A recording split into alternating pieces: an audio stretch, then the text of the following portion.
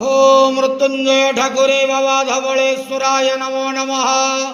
दीपं यदि परं ब्रह्म दीपं यदि जनार्दनः दीपाहरत मे पापो पूजा दीप नमस्तुते। हे बाबा धवळेश्वर महाप्रभु संसार सुखी रखंतु। आज शुभ रविवार रे समस्त श्रद्धालु भक्त मानक आशीर्वाद करंतु। समस्त श्रद्धालु भक्त मानकर मनस्कामना पूर्ण करंतु। कर्म क्षेत्र उन्नति करंतु। ग्रहरिष्टमान खंडन करंतु। जगतर मंगल करंतु। विश्वर कल्याण करंतु। आपणकर नाम विख्यात करंतु। सेवकर डाक श्रवण करंतु। समस्त गुआवसा भक्त मानकर मनस्कामना पूर्ण करंतु। बाबा धवळेश्वराय नमो नमः। संसार सुखी रखंत आनंद गेवार हरि बोलो।